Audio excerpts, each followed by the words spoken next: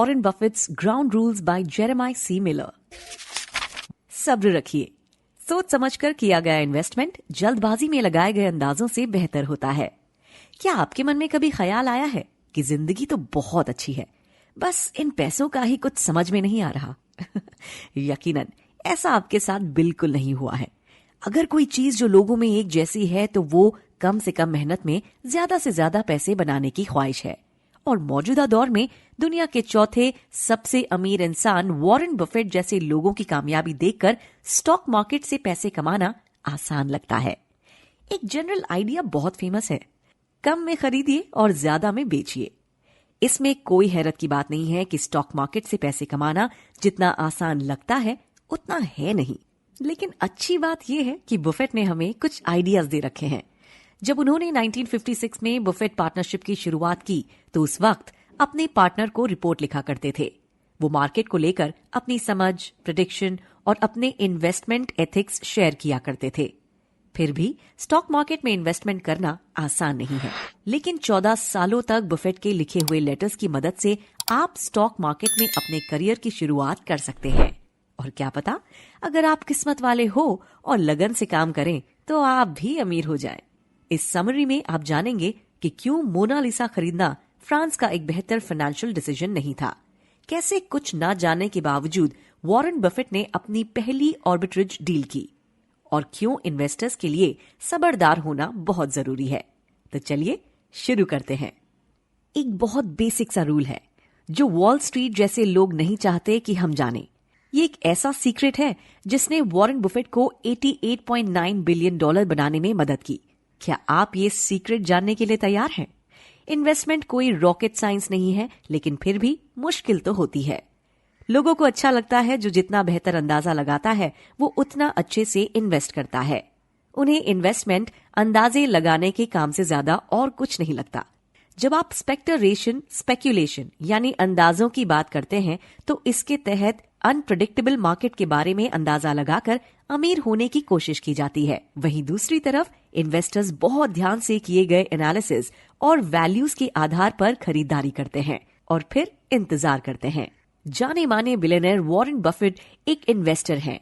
वो हैं तो मिडवेस्ट के, लेकिन उन्होंने न्यूयॉर्क में बिजनेस स्कूल अटेंड किया। उनका मेथोडिकल और सीधे बात करने का तरीका उनके लेटर्स और इन्वेस्टमेंट फिलॉसफी को कैरेक्टराइज करता है।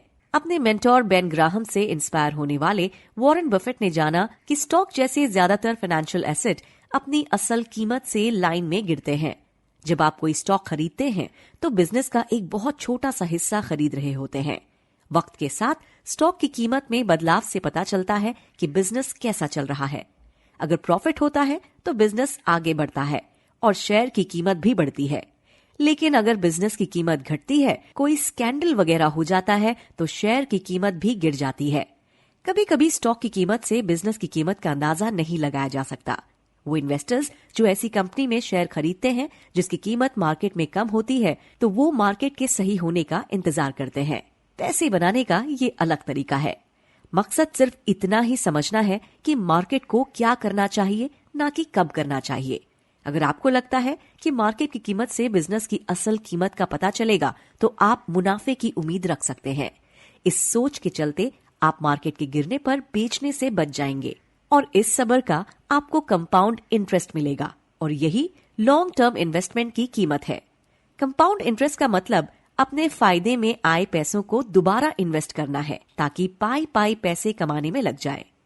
आइंस्टाइन ने कंपाउंड इंटरेस्ट को दुनिया का 8वां अजूबा कहा था। उन्होंने कहा था कि जो लोग कंपाउंड इंटरेस्ट समझते हैं वो फायदे में रहते हैं, और जो नहीं समझते उन्हें नुकसान उठाना पड़ता है।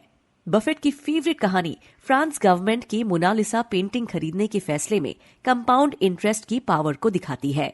किंग फ्रांसिस I ने 1540 में एक पेंटिंग के लिए $20,000 खर्च किए थे।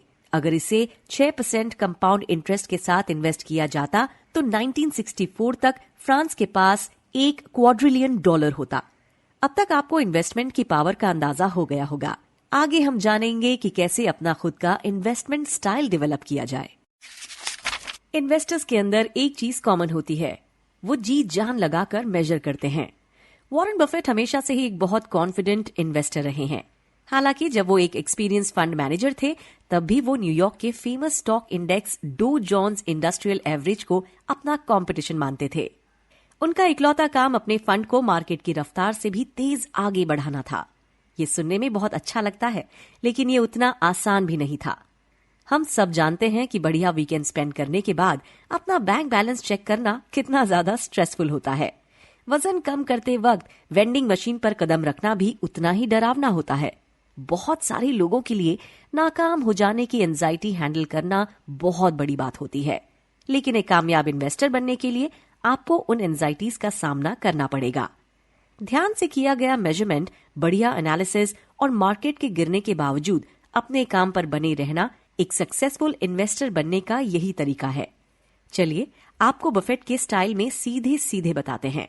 हकीकत तो ये है कि बहुत सारे लोगों में जजमेंट करने की वो खासियत होती ही नहीं जो मार्केट को पीछे छोड़ सके। बफेट का साल भर में 7% से ज्यादा फायदा डिलीवर करना बहुत बड़ी बात थी, लेकिन आप कंपाउंड इंटरेस्ट का फायदा तभी उठा पाएंगे जब आप फाइनेंशियल फायदे के लिए मार्केट से बेहतर काम कर सकेंगे।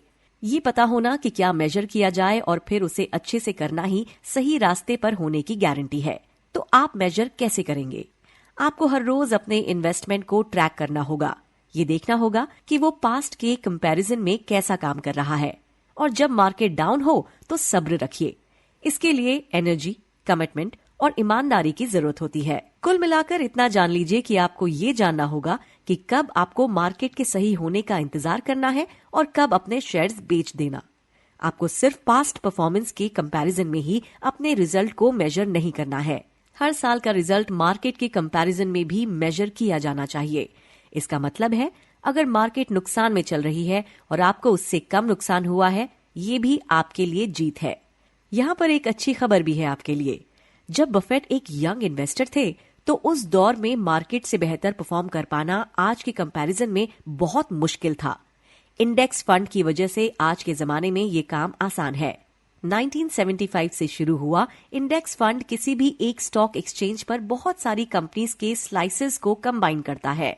मतलब इसका रिटर्न मार्केट के ओवरऑल नुकसान और फायदे से मैच करता है। जिनके पास इन्वेस्टमेंट के लिए टाइम और एनर्जी नहीं है, उन्हें बफेट इंडेक्स खरीदने की सलाह देते हैं। नहीं तो कंपल्सिव मेजरिंग यानी समझबूझकर बहुत ध्यान से सारे नियमों को लगाकर मार्केट को समझना अपने आप को सही राह पर चलाने का इकलौता तरीका है। यंग इन्वेस्टर्स को अंडर वैल्यू कंपनी में शेयर खरीदने पर फोकस करना चाहिए। इसे बफेट जनरल्स कहते हैं। एक बार जब आप ये मेजर करने वाला काम समझ लेते हैं तो आप अपना इन्वेस्टिंग स्टाइल डेवलप करना शुरू कर सकते हैं। हर इन्वेस्टर यूनिक होता है। आपकी इन्वेस्टिंग स्टाइल से आपकी पर्सनालिटी, मकसद, फंड और खास तौर पर काबिलियत का पता चलना चाहिए। अगर आप अल्पाका रैंचर हैं तो आपको कंप्यूटर चिप्स की मदद से अमीर बनने की कोशिश नहीं करनी चाहिए। यहाँ पर आपके लिए एक और अच्छी खबर है कि अगर आप यंग इन्वेस्टर हैं जिसके पास कम पैसे हैं, तो ये ज्यादा फंड मैनेज कर रहे इन्वेस्टर्स के कंपैरिजन में आपके लिए एडवांटेज है। इसका मतलब है आप उस कंपनी में इन्वेस्ट कर सकते हैं जो स्टॉक मार्केट में लिस्टेड नहीं है, जिनसे आपको ज्यादा फायदा हो सकता है। एक बार जब आपके पास ज्यादा पैसा आ जाए तो आपको रिजल्ट बदलने के लिए बेहतर डील की जरूरत होगी। जब 1956 में वॉरेन बफेट ने अपने फंड की शुरुआत की तो उनके पास सिर्फ $1 लाख ही थे। 1966 तक उनके फंड की कीमत $1,90,000 हो गई थी। उनका मानना है ये रिटर्न छोटे और उस हिसाब से कम इम्प्रेसिव इन्वेस्टमेंट पर ध्यान देने की वजह से मिला। यहाँ पर मेन मैसेज है, यंग इन्वेस्टर्स को अंडर वैल्यू कंपनी में शेयर खरीदने पर फोकस करना चाहिए। इसे बफेट जनरल्स कहते हैं। बफेट की सबसे बेहतरीन स्किल सब्र के साथ किसी भी कंपनी की कीमत का अंदाजा लगाना है। शुरुआत में उन्होंने जनरल खरीदने पर फोकस किया, जिसके लिए वो कहते हैं कि यह कम कीमत में बढ़िया बिजनेस है। मतलब कंपनीज की क्वालिटी तो बढ़िया थी, लेकिन किसी वजह से उनकी कीमत मार्केट में इतनी अच्छी नहीं थी। उनका सब्र फायदेमंद रहा। ज्यादातर जनरल्स कई सालों तक उनके पोर्टफोलियो में बने रहे। बफेट को ऐसी कंपनियों में शेयर खरीदना ज्यादा पसंद था जो जिंदा रहने से ज्यादा मरी हुई थी, मतलब लिक्विडेशन में चल रही थी। इस तरीके से अगर बिजनेस बर्बाद होने लगता तो वो इससे लिक्विडेट, कंपनी के एसेट्स इसके मालिकों को देकर कंपनी को बंद करने की प्रोसेस को लिक्विडेट कहते हैं, कर सकते थे, जिससे उनके पैसे बर्बाद नहीं होते। इस तरह के बिजनेस को नेट कहते हैं। ज्यादा सस्ता स्टॉक और नेट्स बहुत फेमस भी नहीं है। बफेट इनको सिगार बट्स कहते हैं। लेकिन जब इन्वेस्टमेंट में 12 साल के करियर के बाद बफेट ने पीछे मुड़कर देखा तो उन्हें एहसास हुआ कि ये एवरेज रिटर्न के मामले में ही सबसे बेस्ट थे। जैसे जैसे उनका बिजनेस बढ़ा, वैल्यू को लेकर बफेट की डेफिनेशन बदल गई। उन्होंने चीप स्टॉक प्राइस लिस्ट के आगे बिजनेस की क्वालिटी की तरफ बढ़ना शुरू कर दिया। इस बात पर ध्यान देना शुरू किया कि अर्निंग सस्टेनेबल है या नहीं। जैसे जैसे उनका एक्सपीरियंस बढ़ा, उन्होंने ठीक ठाक बिजनेस बेहतरीन कीमत पर खरीदने के बजाय बेहतरीन बिजनेस ठीक ठाक कीमत पर खरीदने पर फोकस करना शुरू कर दिया। एक बार जब एक इन्वेस्टर के तौर पर आपको अच्छा खासा एक्सपीरियंस हो जाए तो आप अपने किसी एक इन्वेस्टमेंट के मैनेजमेंट में इन्वॉल्व हो सकते हैं। हो सकता है बफेट सीधे चलने के लिए कहें, लेकिन आपको कुछ और गाइडलाइन फॉलो करने की जरूरत पड़ेगी, जिनके बारे में हम आगे बात करेंगे। अगर आप समझबूझकर ज्यादा रिस्क लेते हैं तो इससे आपको ज्यादा फायदा भी हो सकता है।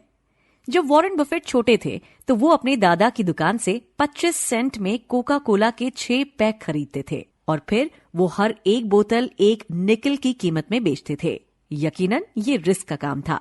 अगर किसी दिन पड़ोस के बच्चे प्यासे नहीं होते तो उन्हें नुकसान उठाना पड़ता, लेकिन अगर वो बच्चे प्यासे होते तो उन्हें हर 6 पैक बोतल पर 20% का फायदा हो जाता। बफेट को मालूम तो नहीं था, लेकिन उस 25 सेंट की कोका कोला बोतल के वाकये में उन्होंने अपना पहला आर्बिट्रेज किया। वो 2 अलग अलग मार्केट में कोका कोला की अलग अलग कीमत के आधार पर पैसा बना रहे थे, एक स्टोर में, दूसरा पड़ोस के बच्चों के मार्केट में। आर्बिट्रेज एक तरीके से इस बात की शर्त लगाना है कि फ्यूचर में किसी कंपनी की कीमत क्या होगी। यहाँ आर्बिट्रेज के मामले में जो फायदा होता है वो बहुत अट्रैक्टिव हो सकता है, लेकिन इसे बनाए रखने के लिए आपको बिजनेस और उसके मार्केट को समझना होगा। जब कोई भी प्रोडक्ट कंपनी का हिस्सा होता है तो इससे मर्जर आर्बिट्रेज कहते हैं। मर्जर आर्बिट्रेज इन्वेस्टमेंट के शुरुआती दिनों में बफेट की स्पेशलिटी थी। वो किसी एक कंपनी का प्रोडक्ट खरीदते और उन्हें मालूम होता था कि जब ये दूसरी कंपनी के साथ जुड़ जाएगा तो उसकी कीमत बढ़ जाएगी। मर्जर आर्बिट्रेज में मिला रिटर्न बहुत अट्रैक्टिव होता है, लेकिन रिस्क भी बहुत ज्यादा हो सकता है। इसीलिए ये काम एवरेज इन्वेस्टर्स के लिए मुश्किल होता है। अगर कोई चीज आपकी स्पेशलाइज्ड फील्ड के तहत नहीं आती, जिसके बारे में आपने बहुत अच्छी तरीके से पढ़ा हो, तो बेहतर है कि आप इसे छोड़ दें। लेकिन एक्सपीरियंस्ड इन्वेस्टर्स जो आर्बिट्रेज का रिस्क नहीं लेना चाहते, वो कंट्रोल्स की मदद ले सकते हैं। यहाँ पर कंट्रोल वो सिचुएशन है जिसके तहत आप पब्लिक स्टॉक एक्सचेंज में लिस्टेड उस कंपनी का प्रोडक्ट खरीदते हैं जिसके काम करने के तरीके पर असर डालने की पावर आपके पास हो। आपको अंदाज लग गया होगा कि ऐसे में कंपनी ओनर और बोर्ड ऑफ डायरेक्टर्स के बीच में काम करने के तरीके को लेकर स्ट्रेसफुल सिचुएशन क्रिएट हो सकती है। अपने करियर की शुरुआती दिनों में बफेट को लगता था कि वो इस तरह के चेंज करके कंपनी को बचा रहे हैं, लेकिन जैसे जैसे वो और मैच्योर हुए, उन्होंने कंट्रोल्स में इन्वॉल्व होना बंद कर दिया, जो कि ग्रुप के बीच में चीजें अनकंफर्टेबल या खराब कर देती हैं। हालांकि तब भी उनके बेसिक इन्वेस्टमेंट प्रिंसिपल्स नहीं बदले। अगले लेसन में हम जानेंगे क्यों लगातार लगे रहना उनके इन्वेस्टमेंट करियर को इतना कामयाब बनाता है। मार्केट बदलने के साथ आपके तरीके बदल सकते हैं, लेकिन आपके प्रिंसिपल्स नहीं बदलने चाहिए। भीड़ के साथ चलना फायदेमंद हो सकता है। अगर लोग किसी ऐसी चीज से दूर भाग रहे हैं जिसे आप देख नहीं सकते, तो बेहतर होगा कि आप भी उनके साथ चल पड़ें। लेकिन जब बात इन्वेस्टमेंट की आती है तो ऐसा करना प्रॉब्लम क्रिएट कर सकता है। ज्यादातर लोग एवरेज से बेहतर नहीं होते, इसीलिए एक कामयाब इन्वेस्टर बनने के लिए आपको भीड़ से कुछ अलग करना होगा। वॉरेन बफेट की इन्वेस्टमेंट स्टाइल से पता चलता है कि सिर्फ एक ही ऐसी सिचुएशन है जिसमें आपको अपना पैसा लाइन में लगाना चाहिए, जब आप पूरी तरीके से माहौल और पूरी तस्वीर को समझ लें तब। इसके अलावा किसी और कंडीशन में आपको इंतजार करना चाहिए, चाहे बाकी लोग पैसा बना रहे हों। तो क्या होता है, वॉरेन बफेट हमेशा से ही केयरफुल इन्वेस्टर रहे हैं। जब उन्होंने 1956 में इन्वेस्टमेंट में अपना करियर शुरू किया था, उस वक्त स्टॉक मार्केट को बहुत बड़ा समझा जाता था। स्टॉक मार्केट ने खुद को बदलने के बजाय लोगों को और कंफ्यूज करना शुरू कर दिया। बफेट ने न सिर्फ अपनी स्ट्रैटेजी बरकरार रखी, बल्कि अपना अल्ट्रा कंजर्वेटिव इन्वेस्टिंग अप्रोच और स्ट्रॉन्ग कर दिया। वहीं दूसरे अच्छे इन्वेस्टर्स खूब पैसा बना रहे थे। न्यूयॉर्क में जेरी साई ने एक अलग तरह के इन्वेस्टमेंट की शुरुआत की, जिसने आम लोगों के स्पेकुलेशन लगाने की ख्वाहिश का फायदा उठाया। जेरी का इन्वेस्टमेंट अप्रोच बफेट से बिल्कुल उल्टा था। वो बड़ी तेजी से किसी स्टॉक का हिस्सा होते और फिर बाहर निकल जाते। जेरी का ये अप्रोच कुछ वक्त तक कारगर भी रहा। मार्केट बदलने के साथ उनके फंड को नुकसान और फायदा दोनों उठाने के बावजूद उन्होंने काफी पैसा बनाया। लेकिन बफेट को मालूम था कि ये लंबा नहीं चलेगा। जब 1966 में मार्केट में तब्दीली आई तब बफेट एक्टिव हो गए। उन्होंने अनाउंस किया कि अब वो कोई नए पार्टनर नहीं लेंगे और अपनी परफॉर्मेंस गोल को आधा कर दिया। उनके फंड ने बेहतरीन परफॉर्म करना शुरू कर दिया। 1968 में इसका रिटर्न 58.8 था, लेकिन बफेट को मालूम था कि कब उन्हें कदम पीछे कर लेने चाहिए। वो उस मार्केट में रिस्क ले रहे थे जो क्रैश होती है। जेरी का आखिरी दौर बस आने ही वाला था और उन्होंने भी उसे आते हुए देख लिया था। उन्होंने 1968 में एकदम सही वक्त पर अपने फंड बेच दिए। 1970 की शुरुआत में डो ने मंदी के बाद बहुत बड़ा स्पेकुलेशन क्रैश एक्सपीरियंस किया। बफेट को कोई नुकसान नहीं उठाना पड़ा क्योंकि उन्होंने सारे पैसे मार्केट से बाहर निकाल लिए थे। जेरी मुश्किल से ही नाकामी से बच पाया है, लेकिन उसके इन्वेस्टर्स ने अपने 90% एसेट्स खो दिए थे। जो फैसला लेने की काबिलियत बफेट के अंदर थी, उसकी जरूरत हर इन्वेस्टर को है। जानिए कि आपको क्या लगता है, आपका इन्वेस्टमेंट स्टाइल क्या है, और फिर जब मौका आए तो बड़ा गेम खेलिए। आपको हार का मुंह नहीं देखना पड़ेगा। कुल मिलाकर स्टॉक मार्केट से पैसा बनाना कोई नामुमकिन काम नहीं है। ये काम कोई भी कर सकता है, लेकिन ये रातों रात नहीं हो सकता, और अगर आप इसे सीरियसली नहीं लेते तो बिल्कुल नहीं होगा। ध्यान से मेजर करना, लगातार बने रहना और सबसे बड़ी बात सब्र रखना। बफेट की इन 3 सलाह पर अमल करके आप भी एक कामयाब इन्वेस्टर बन सकते हैं।